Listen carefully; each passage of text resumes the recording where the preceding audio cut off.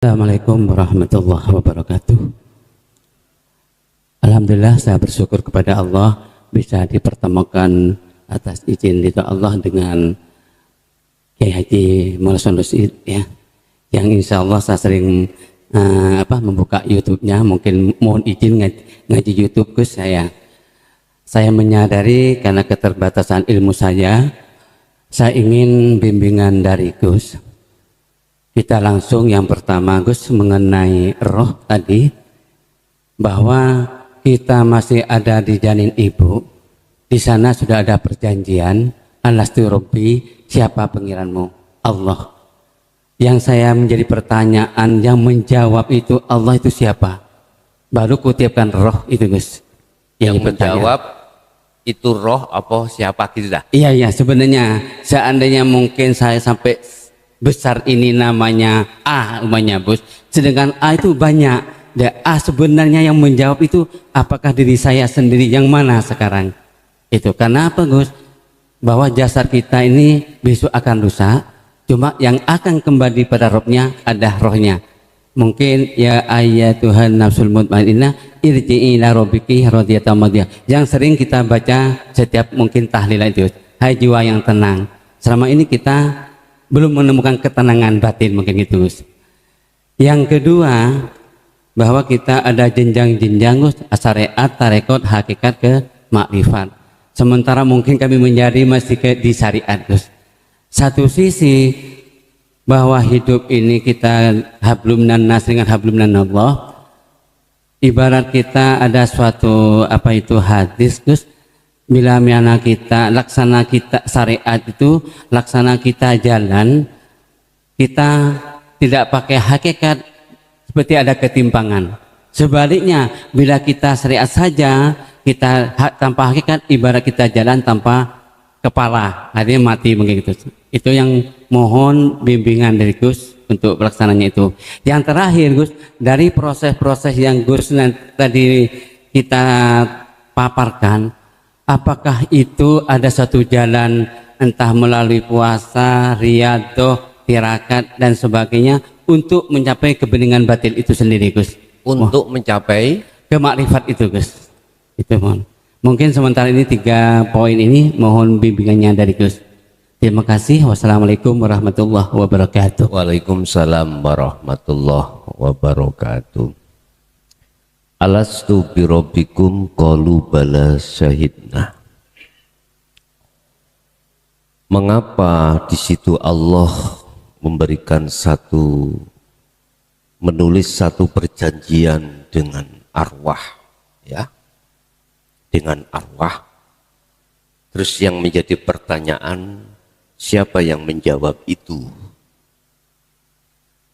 Kita memakai kalimah wanafahtu itu dengan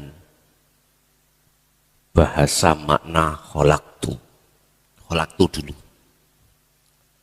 Wanafahtu nek cara kita artikan kan kutiupkan rohku. Kalau jenengan langsung memakai makna iki, maka nggak seakan-akan ruh itu bagian daripada Allah. Oke, sebelum kita masuk di sini, kita harus memakai wanafaktu itu dengan makna kholaktu. Aku ciptakan. Berarti kalau aku ciptakan ada 2. Kholik dengan makhluk. Iki syariat diterima. Syariat ini menerima. Berarti ruh itu bukan bagian dari Allah, tapi ruh itu di luar rangkaian dari Allah. Seperti halnya saya menciptakan bangku atau meja. Nggak ada unsur sama sekali perkara-perkara apa yang menjadi meja ini. Dari kayu tidak ada dari diri saya. Lem, paku, apapun itu, nggak ada unsur dari saya. Memakai kalimah kholaktu. Kalau saya menjawab dari pertanyaan jenengan tadi, dari sudut pandang kholaktu, maka yang menjawab ruh itu adalah makhluk. Isinya jelas. Ya, jenengan adalah Tuhanku. Anta Rabbi wa ana abduka. Saya jenengan Tuhanku dan saya adalah hambamu. Jelas nggih? Jelas. Maka itu bentuk aplikasinya kita secara syariat melakukan apa yang disebut dengan takwa. Meninggalkan larangan dan menjalankan perintah. Yes, iki di syariat sudah. Terus yang ditanya itu ruh, bukan jasad. Bukan jasad. Ketika kita itu sudah masuk di zona baligh, ruhaniyah kita sesuaikah dengan apa yang pernah dijanjikan oleh Allah terhadap ruhaniyah? Bahasa qalu bala syahidna itu menirukan alastu birabbikum, tentang ketuhanan Allah. Artinya ruhaniyah tidak boleh baik bercinta, mengabdi, menghambakan diri, menyembah selain daripada Allah itu tadi. Nggak boleh. Berhubung kita pada saat mulai akil balik itu gagal atas perjanjian itu, alias kita mengkhianati Allah dikarenakan didatangi nafsu yang di dalamnya sifat basariyah itu, yang diutus oleh Allah untuk menguji atas kesetiaan itu, maka disitulah letak kegagalan kita. Kita maksudnya rohaniah. Sehingga kita jasmani ketika melakukan orientasi takwa itu nggak menyentuh terhadap rohaniah kita. Iman kita sudah berbelok arah.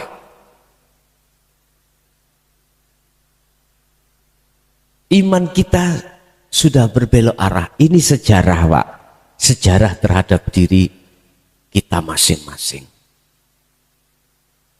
Ingat, setan dan tangan-tangan setan itu menjadikan kesenangan dunia itu sebagai pujaan ruhaniah kita.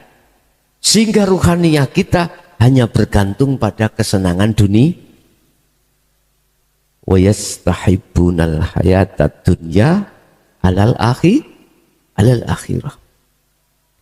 Kalau ruhaniyah sudah dinini bubukkan nafsu lewat kesenangan dunia, maka laksana itulah Nabi Adam telah memakan buah hulti.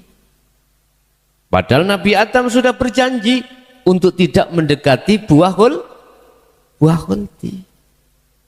Tidak jauh berbeda dengan kita. Ketika kita sudah dalam genggaman nafsu nafsiyah dan amarah, brosurnya nafsu nafsiyah dan amarah itu innan nafsala amaratum bisu, mengejak lalai terhadap Allah, terjadilah pada kita. Apapun yang dilakukan jasmaniyah takwa, ruhaniyah kita beriman tidak terhadap Allah sesungguhnya seperti itu. Contoh tadi, mengapa ruhaniyah kita beriman? Sesungguhnya yang menjadikan perubahan tanah dari atas ke bawah itu kok makhluk, yuk air. Mengapa ruhaniyah kita nggak bisa tembus pada Allah? Itu persoalannya karena ruhaniah kita telah bercinta terhadap selain Allah. Tidak hanya itu, wa yasudduna an sabilillah.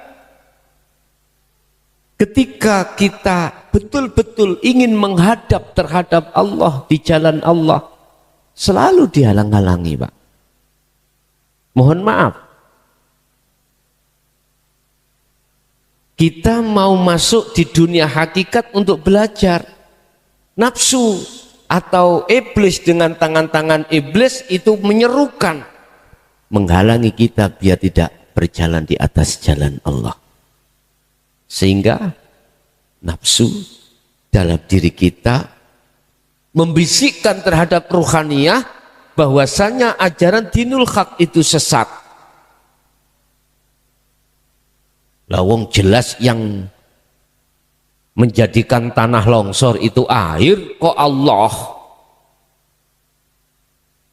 Dia menyerupakan, menuduh menyerupakan Allah dengan wujudnya air. Gak paham. Pasti, Pak, ruhaniyah kita itu menolak.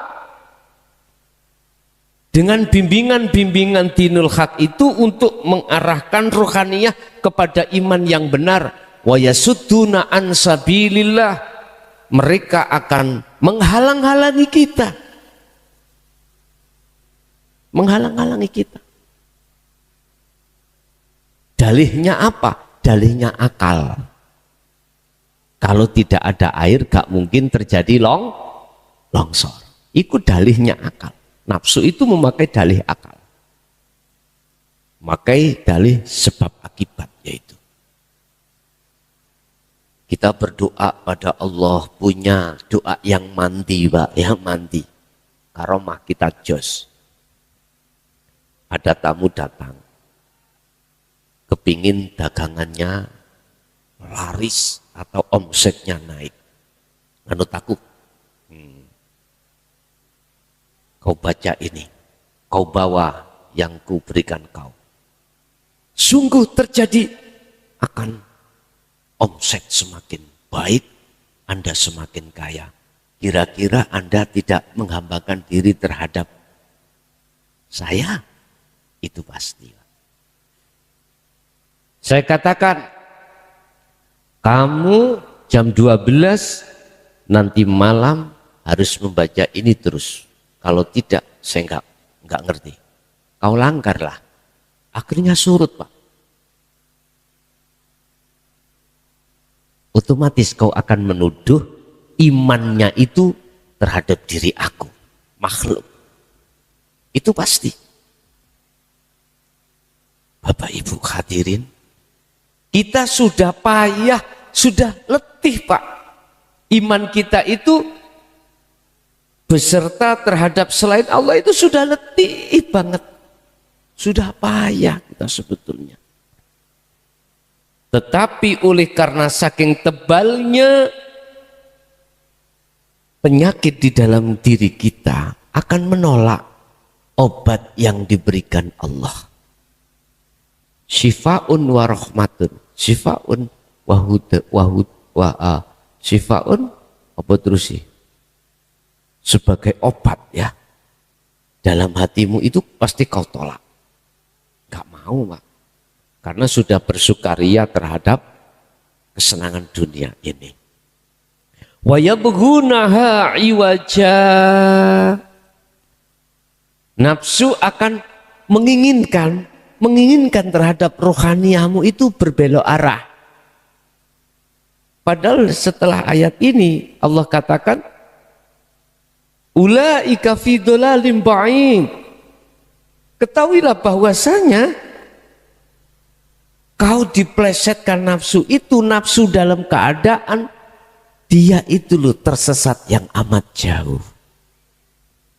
Kita nggak sadar, Pak, kalau diri kita itu juga tersesat amat jauh. Dengan bentuk kita bersenggama terus dengan selain Allah. Oke. Suatu saat kesadaran muncul dalam diri Anda Biasanya kesadaran muncul itu kalau Anda kolab. Tahu kolab? Anjlok. Allah bisa jadi menjadikan Anda sadar rohaniah Anda dari perkara-perkara yang kita aku tadi dikolabkan. Des. Mestinya kita harus syukur, Pak. Harus syukur. Mungkin kalau kita masih tetap duniawiyah kita itu semakin ngetop, jabatan semakin ngetop, mungkin itu semakin jauh kita pada Allah. Makanya, tapi bukan berarti harus semua itu seperti itu, enggak.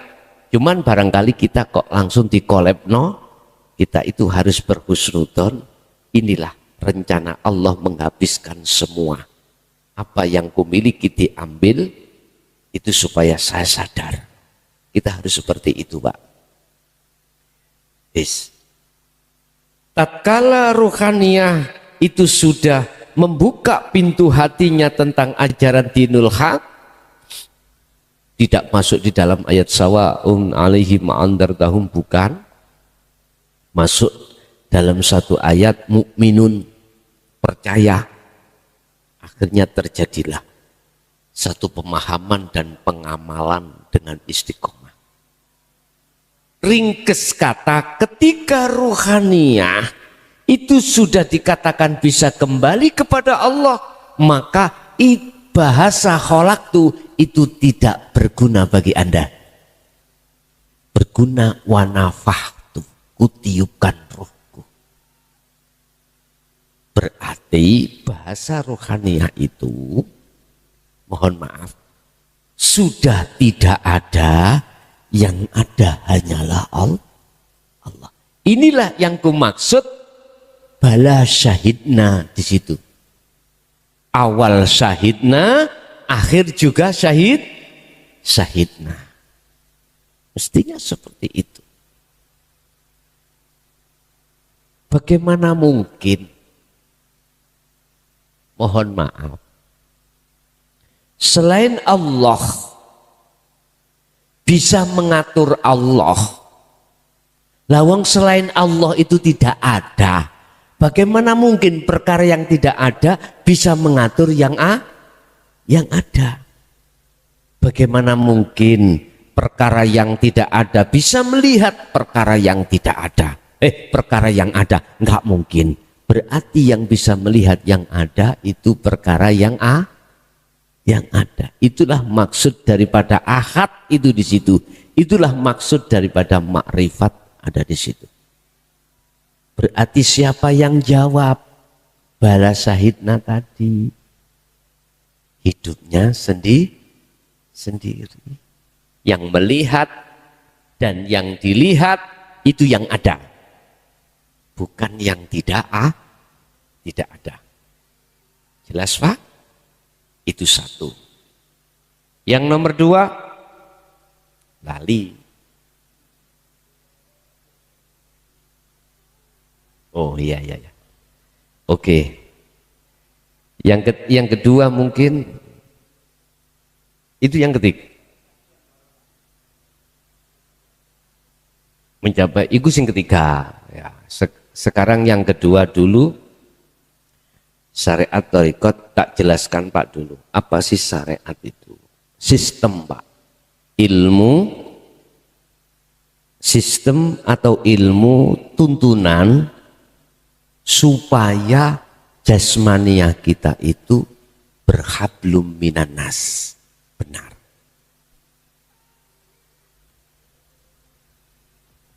Kita maghrib dalam satu rumah tangga. Ada 4 orang. Satu tidak hablum minan nas, enggak melakukan sholat berjamaah di situ, enggak sholat. Yang 3 sholat. Ini rasanya hati sama ya Allah. Yang 3 terhadap ini.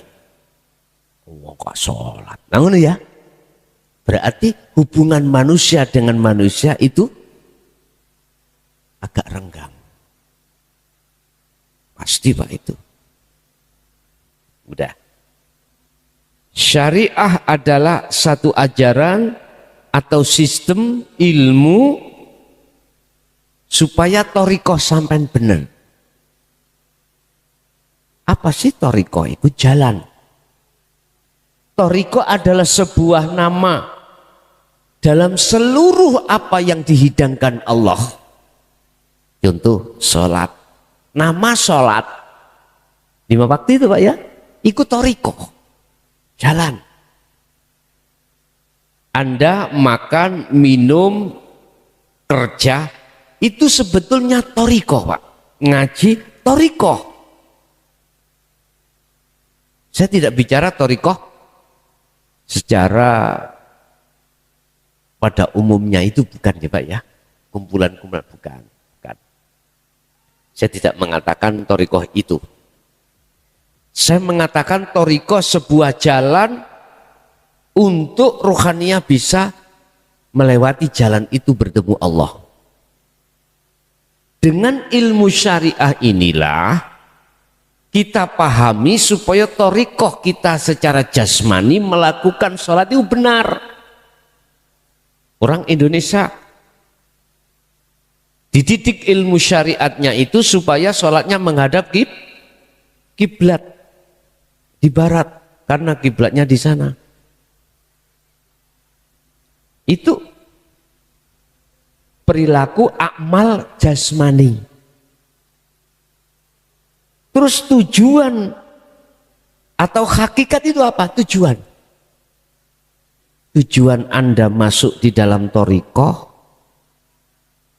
dengan modal ilmu syariah apa? Menyembah Allah. Dalam bahasa syariat apapun yang kau lakukan niatono ibadah, lah ngono nggih. Kerja niatono ibadah nyembah nang Allah. Saya sering dengar itu. Apa hakikatnya kita sholat? Menyembah Allah. Menyembah. Kata Rasul, menyembahmu harus pada tingkatan antak budallaha ka'annaka taroh. Anda harus merasa seakan-akan kau bisa melihat Allah. Baik di depanmu khususnya. Tapi selama ini bagaimana kita? Kita bicara tentang masalah kita belum menerima ajaran dinul haq. Ternyata Bapak Ibu, rohaniah kita belum pernah kita ajari ilmu hakikat, ilmu untuk tujuan itu nggak pernah ditutuno. Otomatis ketika kita sholat tidak akan bisa mencapai bertemu Allah dalam kemakrifatan. Tujuannya bertemu Allah, hakikat, makrifatnya wujudnya hakikat, yaitu bertemu yang disembah. Qad aflahal mu'minuna alladzina hum fi sholatihim khashi'un. Ada beberapa tingkatan Pak sholat ini. Nanti kapan waktu saya jelaskan. Ada syahun, ada hafidun, ada khashi'un, ada daimun. Ada ini. Itu tertuang di dalam Al-Quran. Ada yang ada yang apa? Sahun, lalai. Ada yang hafidun, fi sholatihim hafidun, menjaga, ngerekso. Ada yang khasyi'un, khasyi'un itu makrifat, daimun makrifati langgeng. Surat apapun ada di situ. 4 ini ada tertuang di dalam berbagai surat. Ya, Bapak Ibu, kembali kepada pertanyaan yang kedua tadi. Manakala Anda tidak menerima ajaran hakikat, maka tujuan kita tidak bisa tidak terarah. Nggak bisa. Sebab ilmu hakikat adalah sebuah sistem untuk mengajarkan rohaniah supaya terbimbing tujuan kita itu. Yang tadi dikatakan usolli terakhir lillahi ta'ala, terbimbing nantinya. Akhirnya jenengan mengenallah dzikir sirul asror, bahkan sampai fana'ud dzikri. Di situ akan terbimbing tujuan Anda, ruhaniyah Anda akan terbimbing terhadap tujuannya apa? Menyembah, bertemu Allah. Sampai dibocor ke Allah. Cara untuk kau bisa bertemu aku, pertama adalah fal ya'mal amalan sholihan. Ruhaniyahmu itu harus millata Ibrahim Hanif, condong satu titik. Yang segala-galanya itulah hidup yang ada pada diri kita. Ternyata kuncinya bukannya ada di sirul asrar. Terbimbing sudah Pak. Akhirnya sampailah kepada fana'ud dzikri, kemakrifatan yang muncul dari la ilaha illa ana di situ. Nah terus apakah yang dimaksud thariqah itu thariqah kumpul-kumpulan itu Pak? Saya gak menyebut satu persatu ndak loh Pak ya. Mungkin ada yang di sini santrinya Mbah Dimyati. Ketika beliau ditanya, Mbah, thariqah sampai nopo Mbah? Sholat, ngaji, ikut thariqahku. Ini akan paham dan bisa menerima kalau semua aktivitas itu disebut thariqah jalan, itu kalau Anda menerimanya dengan iman, dengan hukum hakikat baru bisa menerima. Apakah ini muktabaroh? Jelas. Mutabarohnya di mana? Sambungnya langsung pada Allah. Contoh sholat. Kalau nggak ada hidup Allah, bisa terjadi sholat? Makanya kalau sudah ruhaniyahmu itu dididik sistem ilmu hakikat, robitohmu itu langsung nang Allah. Inni wajjahtu wajhiya lilladzi fataras samawati wal, arahkan wajahmu itu pada wajah Allah di situ. Loh, ini loh Pak, bukanya kalau tidak dari sirul asr gak ketemu sampean. Duduknya ada di sini.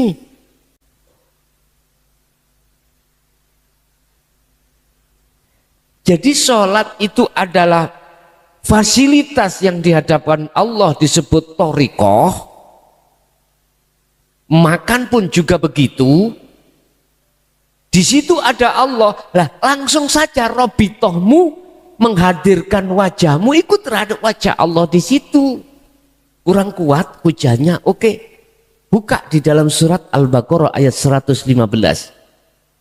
Fa aina ma tuwallu fa thamma wajhullah. Dimanapun kau mengarah, di situ ada wajah Allah. Kalau nggak ada Allah hidup, apa bisa kita makan? Oleh karena kita manusia sering-sering memakai akal iki le bos, dipujui nafsu terus. Akhirnya basiroh kita tidak bisa tembus kepada Allahnya di situ.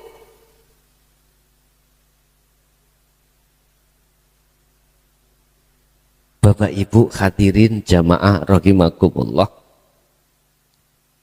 Saya tetap mengharapkan pada Allah saudara-saudara yang sudah, saudara-saudaraku yang sudah disebut secara umum sebagai mursyid, betul-betul ruhaniyahnya sudah ma'rifat Allah. Sebab aku yakin kalau beliau-beliaunya sudah ma'rifat ruhaniyahnya pada Allah, akan bisa menuntun umat yang ruhaniyahnya masih buta. Aku yakin beliau-beliau yang ruhaniyahnya sudah ma'rifat pada Allah, condongnya hati tidak terhadap duniawiyah atau kesenangan dunia. Aku yakin. Makanya saya husnudon aja berharap semoga beliau-beliau itu tetap diteguhno kema'rifatani, bila mana belum ma'rifat semoga ditarik Allah ke ma'rifat supaya bisa membimbing umat yang masih buta terhadap Allah. Hanya itu saya kasih permohonan saya pada Allah, hanya itu. Sebab siapapun kita kalau sudah sampai pada ma'rifat thariqah apapun kita, pasti tidak akan merugikan terhadap umat kita. Pasti kita tidak akan pernah mengatakan bahwasanya matahari ada dua atau matahari kembar, enggak ada. Yakin yang muncul dalam hati kita adalah rahmatan lil alamin. Begitu Pak. Jadi kalau saya laksanakan dunia ini, syariat ikut tumpaan, thariqah jalan, hakikat tujuan, makrifat wujudnya tujuan. Saya kesini numpak sepeda, jalannya yaitu aspalan. Terus tujuan saya ngaji. Kalau sudah sampai di sini, inilah makrifat. Gampang toh? Kita punya syariat. Apa syariat kita? Sudah dari Rasulullah. Kita dibimbing ilmu syariatnya. Lah, thariqahnya jalan terserah. Kau ketemu Allah lewat sholat silakan, ketemu Allah lewat Anda sedekah silakan. Apapun aktivitas yang terjadi pada diri Anda, temui Allah di situ. Sebab Allah tidak hanya ada di masjid, Allah pun juga ada di tempat dimanapun Anda berada. Nggih pun cilik, pun cupet, sing jembar Pak. Allah itu gak ning masjid tok Pak. Kita untuk bertemu Allah itu tidak hanya lewat sholat 5 waktu saja Pak. Tapi Allah itu bisa kau temui dikala kau bekerja, jikala kau macam-macam aktivitasnya. Di situ ada wajah Allah. Kuncinya hanya bukanya di sirul asrar. Yang ketiga, riyadhah. Apakah untuk mencapai ma'rifat itu ada riyadhahnya puasa gitu? Begini Pak, mungkin bisa dibuka di dalam hikam sebagai panduan birriyadhati wal adhkar. Memang kita puasa secara fisik sebetulnya adalah menekan nafsu Pak, menekan nafsu. Sampai Rasulullah dawuh, hei pemuda, kalau kau sudah kuasa nikau siro. Sebab nafsu birahimu itu kuat supaya kau tidak salah jalan. Itu yang dibahas anak pemuda, ya. Tetapi jikalau kau belum kuasa untuk menikah, maka berpuasalah. Itu sebetulnya untuk menekan tingkat nafsu birahimu. Padahal nafsu itu tidak hanya birahi, ya. Nafsu hati kita pingin beli mobil, beli ngene, rumah ngene, macam-macam. Nafsu pingin aku dadi wong mulya ning ngarepe wong, dadi wong sing alim, sing macam-macam. Wis udah. Bapak Ibu, ternyata untuk menekan nafsu itu tidak cukup kita puasa Pak. Kata Syekh Ibnu Athaillah, wal adhkar, berzikirlah terus menerus kau. Lah sing dimaksud dzikir lho gak dijabarke sak temene dzikir yang bisa menekan nafsu nafsiyah amarah di dalam sifat basariyah supaya nafsu lawamah mutmainnah muncul di dalam sifat basirah, selanjutnya bisa bertemu Allah. Gak dijabarke. Apa ya iso laksana kita perang digawani pistol Pak, tapi gak diseni peluru. Ngene-ngene tok. Lah kono yang nafsu itu pelurunya gak hanya kaliber piro iku mang 2,5 aja. Ono kaliber sing koyok Rusia iku mang. tem truk lah. Diantem awak dhewe wong wedok ayu, mak gelimpung. Diantem awak dhewe ambek mobil mewah gelimpung. Ya udah Pak, nggak pernah menang. Allah ya karim. Kita punya bedil manuk, nggak ada pelurunya misan. Ya udah coro akal, yuk gak tahu menang. Terus lagi ketika perang nggak tahu mana musuhnya. Toleh kayak ketek ketulup. Ya, padahal nafsunya ada dirinya sendiri. Makanya Rasulullah berfatwa, sesuk kok umatku perang yang paling besar melawan hawa. Di sini nggak tahu sana, sana tahu sini. Lah iki bingung nih. Cara berbicara kita Medan, Pak. Kita kalah Medan itu sudah. 50% kita sudah kalah. Kalau kalah Medan. Makanya mohon maaf, kulo merantak iki.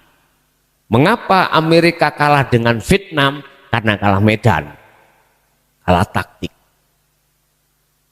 Mengapa negara-negara yang pernah menjajah Indonesia itu hengkang pada akhirnya? Padahal persenjataan kita, mohon maaf, persenjataan kita itu kurang modern pada saat itu. Ya, tapi kok mengalahkan? Dia takut kalah Medan. Sama dengan kita, dengan nafsu, kalah Medan kita. Oleh sebab itu, berarti pengajaran ilmu hakikat itu untuk mengenalkan medan, mengenalkan nafsu. Mana yang disebut dalam Al-Quran, inna nafsa la amratum bisu illa ma rohima robbi. Mana yang dirahmati, mana yang ngejak elek. Nah di situ. Bapak Ibu hadirin, jadi yang dimaksud dzikir di sini adalah jenengan setiap saat dan waktu, bukrata wa asila, harus kumandang terus berzikir sirul asrar, ditekan dengan dzikir sir. Itu caranya untuk mencapai makrifat. Ini pengalaman yang saya kutip dari beberapa tokoh, yang tokoh itu mencari Tuhan sama makrifat Allah, termasuk Syekh Ibnu Athaillah dan lain sebagainya. Itu mulai nggak sistem wasilun, sejarahnya seperti itu. Tapi ada Pak, ada yang ekstrim, nek purun, tapi aku gak ngongkon tuh ya.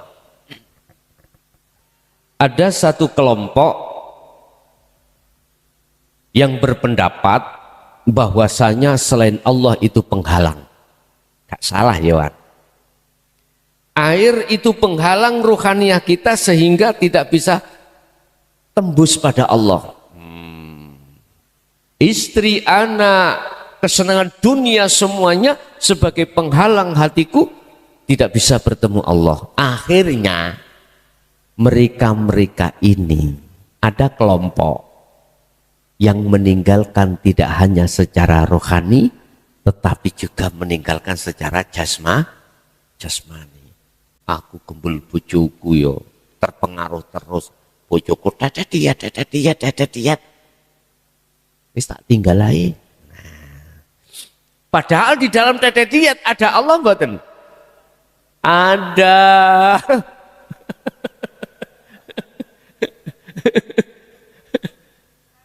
Keumpama enggak ada Allah, ibu mboten tetet. Iya.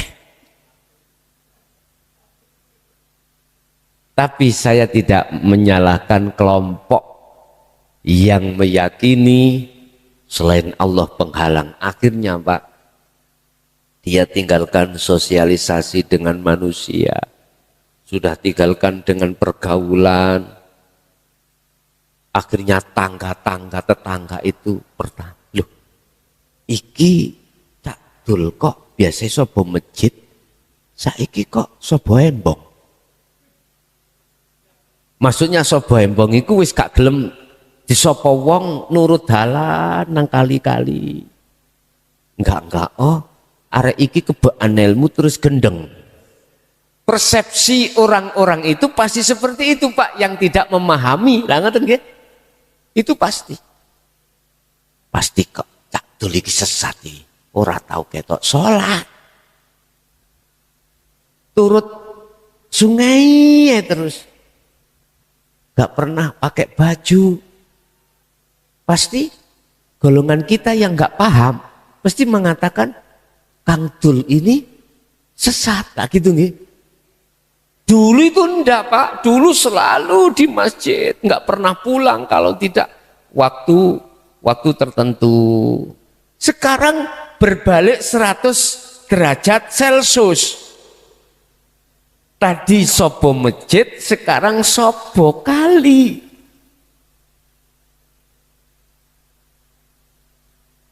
Ada Pak kelompok yang seperti itu dan kami tidak akan pernah berani menyalahkan. Sebab apa? Bagi saya, Gusti Allah ngedeng ning kuwi. Son, raimu aku lu sing gawe ngene. Lah apa kuwi protes ngono. Adi meneng Pak gak wani, aku gak wani. Padahal saya katakan, bangunlah syariatmu dengan hakikatmu seperti Kanjeng Nabi. Tak ngoten nggih? Terus ternyata di situ Allah menetapkan hal yang lain. Ada kelompok yang sudah paham tentang sirul asrar bahkan fana'u dzikri. Dia berpendapat selain Allah penghalangku. Aku bendino saya tiap hari sama anak sama istri bekerja. Di situ ternyata menggoda saya, hatiku sering lupa pada Allah. Tak tinggal nih. Dan kali ke sungai. Aku nggak berani menyalahkan. Saya hanya 6 huruf. Setuju. Ya udah. Diapakan. Mengarepe Allah seperti itu. Makanya ketika kita berlaku baik secara di mata manusia, tolong jangan dulu kita mensikapi orang lain itu jelek. Jangan Pak. Itu jangan. Lebih baik kita evaluasi diri daripada tidak. Mungkin ini sebagai cambuk bagi saya dan jenengan. Jenengan sudah tahu sendiri Pak ya, di YouTube sudah saya katakan, ini nomor pribadi saya. Nah gitu toh. Saya tidak memakai admin dengan harapan supaya umat langsung bisa berkonsultasi sama saya. WA tanya jawab silakan. Tetapi kemarin ada jamaah yang ngamuk-ngamuk Pak. Oleh karena tidak mengerti keadaan saya. Mungkin 1 hari 1 malam belum saya jawab, ngamuk-ngamuk. Iya. Saya dituduh berarti tidak sesuai dengan apa yang disampaikan di YouTube. Saya kan tetap saya jawab, cuman terlambat saya. Oleh karena kondisi saya. Itu saya katakan tolong sadarilah dengan keadaan saya ini. Pasti akan saya jawab. Ngamuk Pak.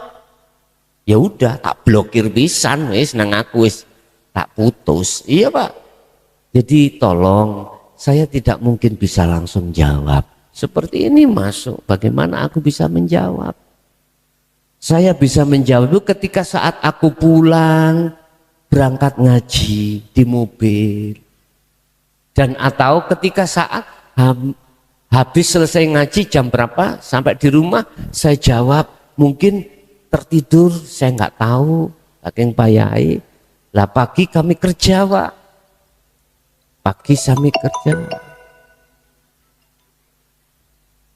Sampai kadang kami pulang, minimlah pulang jam 12.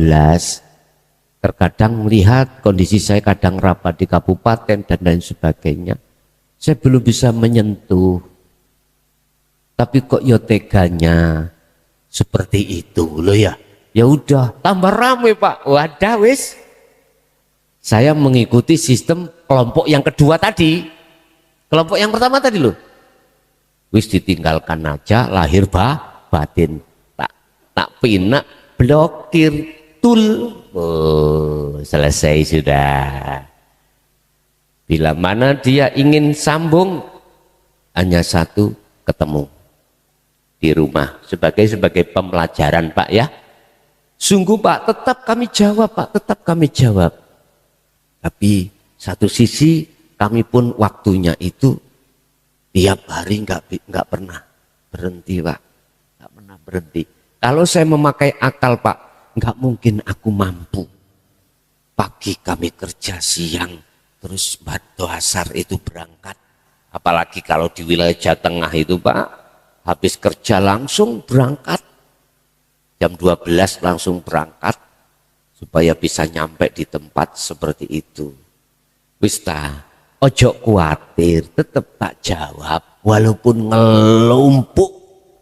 Mohon maaf ya, terhitung nek kemarin itu terhitung, saya hitung istri saya suruh itu 500 satu minggu yang lalu. Sekarang sudah mencapai 700. Terus satu hari belum saya jawab, numpuk maneh. Istah, umpama dikembalikan datang jenengan sing ngamuk-ngamuk mang piye. Wis gitu aja, gitu.